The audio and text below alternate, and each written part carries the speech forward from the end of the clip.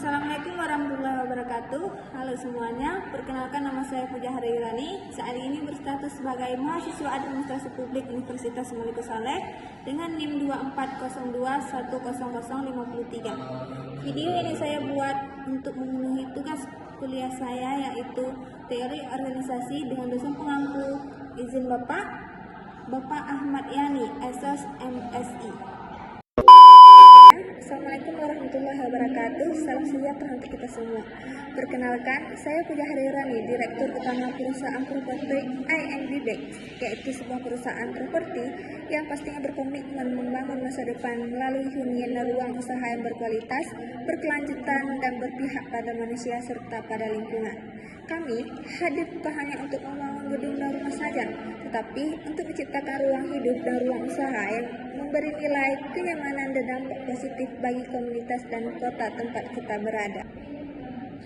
Visi dari perusahaan kami ialah menjadi perusahaan properti terdepan di Indonesia yang menghadirkan solusi hunian dan komersial berkelanjutan, inovasi, dan berdaya saing global.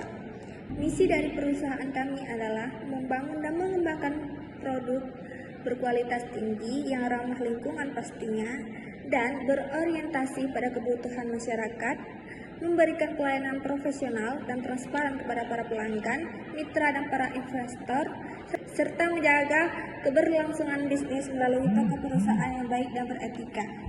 Tujuan perusahaan ini saya bangun ialah untuk meningkatkan nilai ekonomi perusahaan dan pemegang saham, memberikan kontribusi nyata terhadap pembangunan perumahan, pembangunan portofolio properti yang sehat dan beragam, menjadi mitra strategis pemerintah dan swasta dalam pembangunan kawasan untuk masyarakat. Ruang lingkup organisasi perusahaan saya adalah pengembangan perumahan, kawasan komersial, proyek mixed use, properti industri ringan, serta manajemen properti. Asas-asas organisasi perusahaan kami ialah 1. Efisiensi dan efektivitas, yaitu menyusun struktur kerja yang lincah, tepat sasaran, dan hemat sumber daya. Yang kedua merupakan spesialisasi, yaitu pembagian tugas sesuai kompetensi profesional. Yang ketiga adalah koordinasi, yaitu sinkronisasi antar departemen untuk mencapai tujuan yang bersama.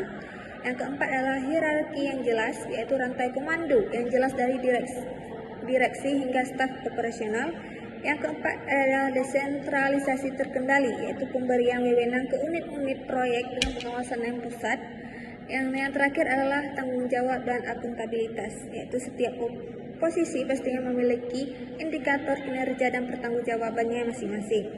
Nah, untuk bagan atau struktur dari organisasi perusahaan saya, Anda bisa melihat di belakang, yaitu kami menggunakan struktur organisasi yang menggambarkan sistem hierarki dalam perusahaan, di mana tanggung jawab dan wewenang dibagi secara sistematis dari level tertinggi menjadi ke level manajerial di bawahnya. Yang utamanya adalah direktur utama, merupakan pimpinan tertinggi perusahaan yang bertanggung jawab atas keseluruhan operasional. Dan di bawah direktur utama pastinya ada direktur operasional, ada direktur keuangan, dan ada direktur pengembangan bisnis. Di bawah naungan direktur operasional ada manajemen proyek, manajer teknik, dan manajer konstruksi. Di bawah naungan direktur keuangan ada dua manajer, yaitu manajer keuangan dan manajer akuntansi. Selanjutnya di bawah naungan direktur pengembangan bisnis ada manajer riset dan inovasi, manajer pemasaran, manajer kemitraan, manajer humas atau hubungan masyarakat. Jika kita melihat organisasi sebagai sebuah sistem, maka perusahaan kami beroperasi sebagai sistem terbuka, yang artinya inputnya adalah modal, tenaga kerja, lahan, dan informasi pasar.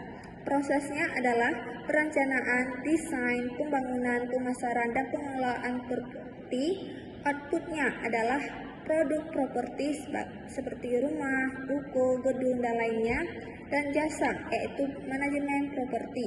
Dan yang terakhir adalah feedback, yaitu kepuasan pelanggan, tren pasar, dan evaluasi proyek untuk perbaikan berkelanjutan.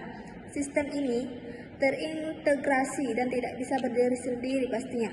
Keberhasilan perusahaan akan sangat ditentukan oleh sejauh mana setiap elemen dalam sistem bekerja secara sinergi dan adaptif terhadap perubahan lingkungan eksternal maupun internal. Jika kita melihat organisasi sebagai sebuah kepemimpinan, maka perusahaan kami dijalankan secara transformatif dan kolaboratif yang menggerakkan dan menginspirasi seluruh elemen organisasi untuk mencapai tujuan bersama. Kepemimpinan di perusahaan kami dijabarkan melalui beberapa prinsip utama, yaitu visi yang menggerakkan, pengambilan keputusan yang terpadu, kepemimpinan situasional dan delegatif, pemberdayaan dan pengembangan SDM, dan terakhir adalah kepemimpinan etis dan visioner.